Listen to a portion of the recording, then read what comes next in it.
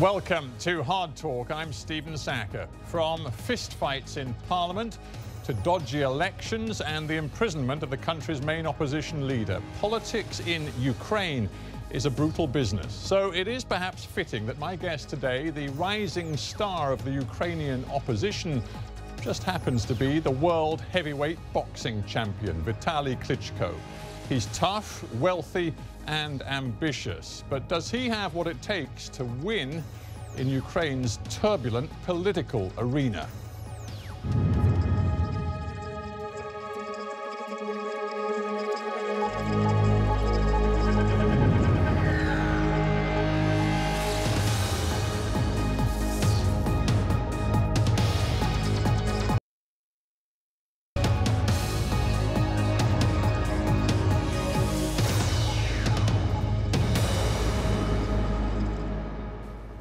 Vitaly Klitschko, welcome to Hard Talk. Good afternoon. Let's start with the boxing. You are the WBC World Heavyweight Champion, but you haven't fought for 6 months. Are you going to retire? Decision about retirement or not, I take a little bit later and give the information for whole boxing fans. Yeah, well, not today. Boxing fans do want to know. They want to know, for example, whether you've got any plan for another fight, because there comes a point when you are a reigning champion and you simply don't fight that you're no longer credible. I have fight every day in Ukraine, in politics. This fight much tougher than fighting in sport. So why not just say to your fans, that's it, guys, I'm done with boxing, it's a new chapter in my life, politics is my future? It's very important to make right point in any profession, and I do that a little bit later. You see, there are people inside boxing who believe that you do not want to take on your fiercest rivals, and I'm particularly thinking perhaps of the British boxer David Haye, who says that he believes he can beat you, but you won't give him the chance. Are you prepared to at least consider a fight with David Haye? He had a chance to fight me, but he canceled the fight, and right now he can think about somebody else, not about me. Yeah, he doesn't see it quite like that. He doesn't believe that he cancelled the fight. He believes you didn't really want it. He said recently, the trouble is I'm too fast, too talented, and too sexy to be blown away by a large, slow robot from Ukraine. That was you. I listened these words many times from many boxers, but it's just talking. And I ready for fighting, not for talking. David Haye have a chance to fight me. He have a chance to fight. They have a chance to fight my brother, but he don't use the chance and still talking. Sounds like you don't have much respect for David Haye. David Haye is the best in the world by talking. The best in the world by talking. I mean, you can say that. You're not somebody who indulges in what in boxing most people call trash talk. You don't really do that. But some of the critics, I was just looking at boxingnews.com, the website recently, some say the problem is you're too boring. You're too boring for the good of boxing. You may be a technician, you may be one of the great boxers of your era, but you haven't actually been good for the sport. I do my job very well. I still world champion pretty long time, and I know I'm the best in the world. But David Haye can just talk about that. Let's talk about serious stuff. Well, we're going to talk plenty about politics, but there are a lot of boxing fans around the world. Hard Talk doesn't often have a world heavyweight champion in the studio, so I've got a couple more questions for you on the boxing. One is from a layman like me who doesn't watch too much boxing. The one fight in the world that everyone would pay to see would be you fighting your brother, who is also a world heavyweight champion on the WBA, WBO rules. Why don't you fight him? I like my brother very much. Family is most important point in my life. I love my brother so much, and as small boy, my parents tell me, please care about your young brother. I bring him to the boxing section, and we have a dream together to be one day world champion, to be one day Olympic gold medalist, and always we make our dream true. And you used to beat him up, though. When he was young, you were 5 years older. He says you used to beat him up, but he says then the older we got, the more sensitive we became to one another. He said we have sparred with each other, and that, he said, was very bloody. It was not cool. Did you see it like that? No. We sparred with each other many years ago. It was almost 20 years ago. But after that, and did you hurt each other? Yes, always. If we spar with each other, we have this, trouble. We have injuries, and that's why I think it's a sign from the God. Never fight each other, because we have the same blood. We love each other very much, and as my brother is the closest person in the world for me, and I don't want to fight my brother from this point. And another point is too dangerous. He's strong. He is really strong, and main point. Yeah, but we don't want to break Iron Fist. We don't want to break heart of our mother, because our mother don't want to see this fight. That's pretty clear that that fight is never going to happen. It's not clear whether you're retiring, because you won't tell me, but clearly there are pressures in your life. You said, let's talk about the serious stuff, by which I think you meant politics. But it is very odd, is it not, to be selling yourself as the leader of an opposition movement in Ukraine when for a large part of your time you're not even living in the country, you're training and working in Germany, and when a lot of your mind is still on boxing, not on politics. Last 6 years I live in Ukraine. It's true. I spend a lot of time outside of Ukraine. You spend an awful lot of time in Germany. I live in Germany almost 13 years. You're training in gymnasiums far from Ukraine. You're fighting in arenas far from Ukraine. I have a chance to fight twice a year, one time a year, defend my title, and the rest of time I spent in Ukraine, because it's very important to do it things by yourself. But in politics, it's very important team. It's always in sport also. Many things depend of you, but many things depend of your team. If you want to be the best, work with the best. In sport, you need the best trainer, you need the best promoter, you need the best manager, and you will be automatically the best. Exactly the same in politics. In politics. Well, you're not the best. Forgive me for interrupting, but you are not the best in politics. You ran for mayor of Kiev twice, and you lost twice. You tell me how many times you've won in boxing. Frankly, your record as a politician is that of a loser. I don't want to be the best in politics. I want to make changes in my country. But what I'm getting at is that you come from a sport, boxing, which is a lonely sport, and you put yourself on the line, and I dare say you have to have a lot of self-confidence, maybe a lot of ego to be a successful boxer. In politics, you face a question because you have an opposition party. You have 50 seats, I believe, in the Ukrainian parliament, but you're 42. 42. But you're not the biggest party, and in fact, the main opposition leader in Ukraine right now is in prison, Yulia Tymoshenko.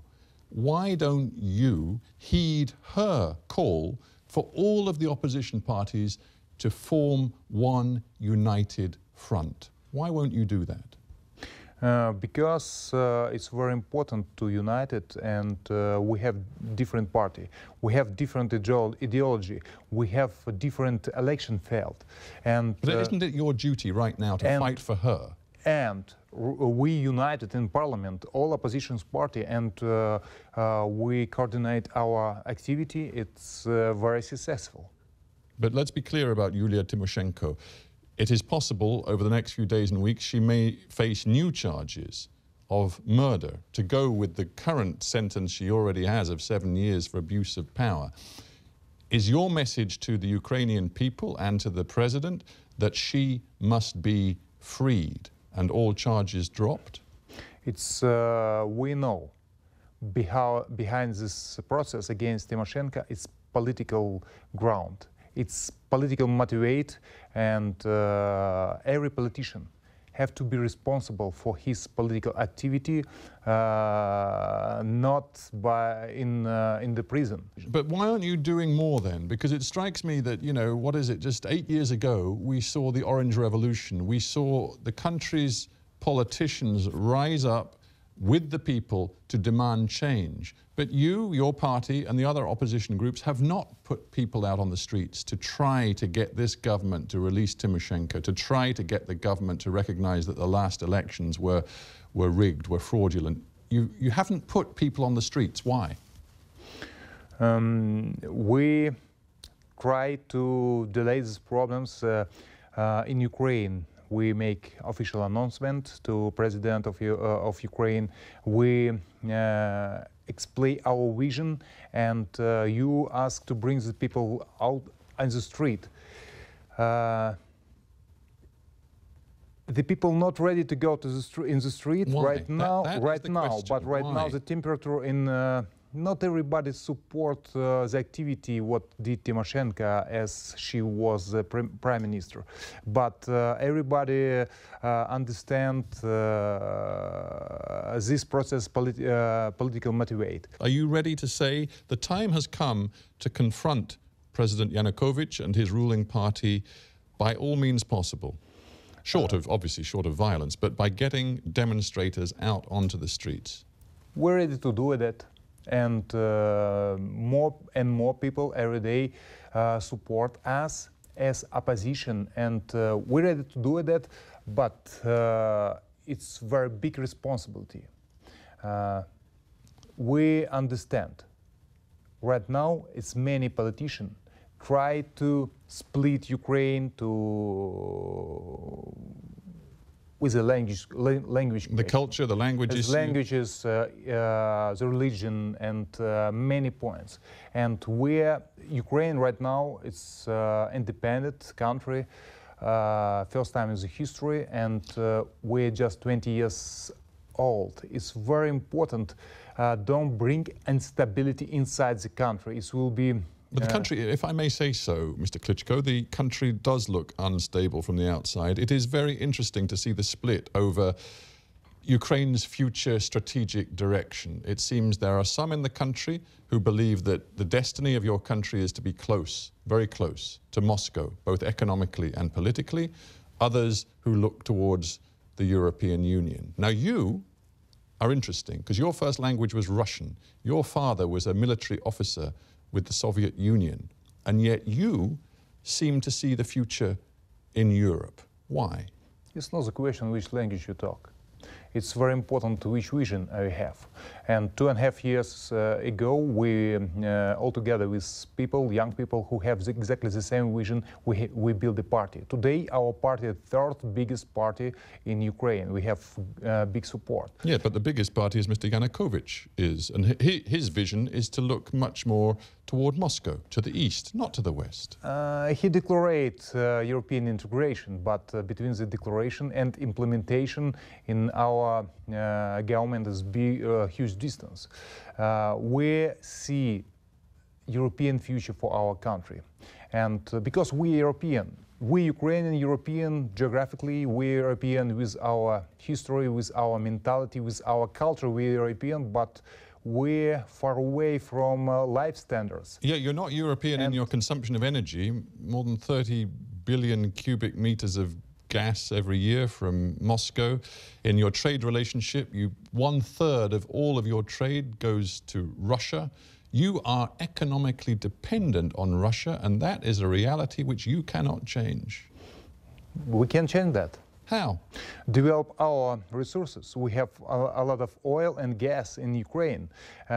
We have alternative energy resources. Are you talking about the shale gas, which you seem to... I talked about the shale gas. I talk about the wind and solar energy. Yeah, if I may say so, you sound very excited, particularly about the shale gas. The Shell oil company just signed a big deal with the government in Ukraine to develop one potential field, and you said that in the long term you believe that Ukraine can become energy independent. Many experts do not believe that is ever going to be possible in your country. It's possible. Nothing is impossible. How on earth do you know? Shell have only got permission right now, at least in the first phase, to drill 15 exploratory wells. How do you know that they are going to discover enough shale gas and oil to make you energy independent? We can be total independent, but we have biggest resources of shale gas in Europe, one of the biggest. You hope. As experts told about that, exactly. You want the shale gas production to expand as soon as possible. There are many local communities in your country where there is a great concern about the environmental damage that may be done. Actually, we have to develop the gas in Ukraine, shale gas, but with new technology and with new ecological standards. It's very important, and I'm more than sure, we hope. It's all experts. You hope? We hope also, right? Because you know. Right now, it's our plans. It's long-term strategy for Ukraine to be energy independent from Russia. Let's talk about the European Union. You say that you believe Ukraine's future does lie inside the key European institutions like the EU. What if the EU doesn't want Ukraine? Right now there is a discussion about this association agreement and a free trade agreement, but many members of the EU don't believe Ukraine is ready for the association agreement.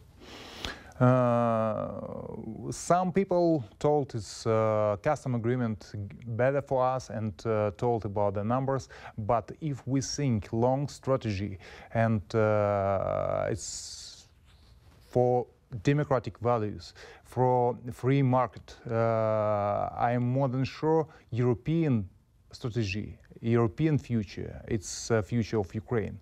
And you saw Angela Merkel recently, I think, at the end of last year at the CDU conference. What did she say to you? Do you think Germany, for example, really wants to push to bring Ukraine in to Europe? Ukraine is very important geopolitically. Ukraine have huge Ukraine have big potential, and this potential doesn't work. And I am more than sure Ukraine is the future of Ukraine in the European family. And I speak with many leaders of European countries, and everybody has exactly the same vision. But to changes in Ukraine, for changes in Ukraine, responsible just Ukrainian citizen. According to the opinion poll that I just saw, there are more Ukrainians who want to join the customs union with Moscow than actually want to join the association agreement with the EU. So you, yourself, seem to be out of tune with your own people. If we talk about democratic standards, if we talk about competitive economic, if you high social standards talk, it's and think long term, European Union is our goal. Let me come back to you personally as a politician. Your message to the Ukrainian public is that you are Mr. Clean, that you are against all corruption. That's a difficult thing to sell to the public when you come from a sport like boxing, isn't it? Which is a famously sleazy sport. I'm almost signed 1996 professional, and we try to be always and was always clean in this sport and show sport can be different. But you were not always Mr. Clean. You abused drugs. You were a drugs cheat. Really? Isn't that right? Illegal use of steroids. It's true. It's 1995. I have a problem with my health, and the doctor who give me medication doesn't have full information about forbidden stuff in medication, and that's why I was disqualified for 1 year and thrown out of the Olympic team. And after we do it as sportsmen, we do it many times every year, the doping test, and always was clean, except this point in 1995. What about money? Because, again, there are lots of allegations about corrupt money in Ukrainian politics. Every Ukrainian politician, and of course you are a leading politician now, is supposed to declare all of their assets and their income. I've just been looking a little bit at you. You declared in Ukraine your official MP salary, and also I think 4.7 million US dollars that you earned last year. But if one looks at the amount of money you've made from boxing, from TV, from promotions, from marketing, you must have made more than that. You know exactly the numbers? Well, I've been looking. They don't add up. They don't seem to add up. I take money, invest the money, buy real estate. Real estate? Yeah. How many properties do you own? Not so many, but enough. See, I mean, how many properties? If I live in Germany, I buy for family the building, and I buy the building in Ukraine. You see, it's again, there is a whole raft of speculation on the internet about how much you're worth, and some people say that you are worth 60, 70 million US dollars. But the truth is, nobody really knows. It's nobody really knows, but many people speculate about that. Yeah, but the point is, you are now a politician. You are accountable to your voters. You're accountable to your nation. And you are campaigning against corruption. Do you not have a duty to come clean? I have nothing to hide. The question, I suppose, is this. Do you truly believe that you could clean up Ukraine? Because I just see it is now listed as something like the 140th country in the league table of all the nations for corruption. You're near the bottom with Bangladesh, with Cameroon, with Congo. Very corrupt nations. Can you seriously tell the Ukrainian people that you know how to clean this country up? We're ready for that, and we know Ukraine needs reform. And main point, we have to destroy corruption. Without destroying corruption, we can make reform.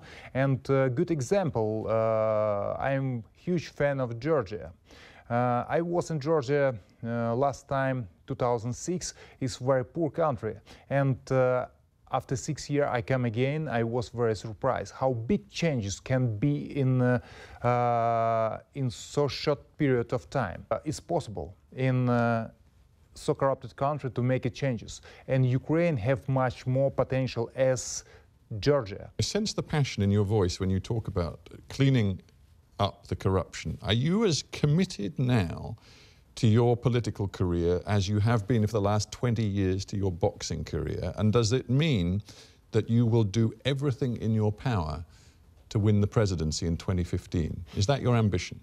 Right now, it's early to talk about that. President election will be 2015. It's more than 2 years. Yeah, but you know boxing. You have to train for years for the fight. Are you now in training to become the next president of Ukraine? Is that what you want? For me, it's very important, not the position. For me, it's very important to make changes in my country because I love Ukraine very much. And that, you asked me about the position.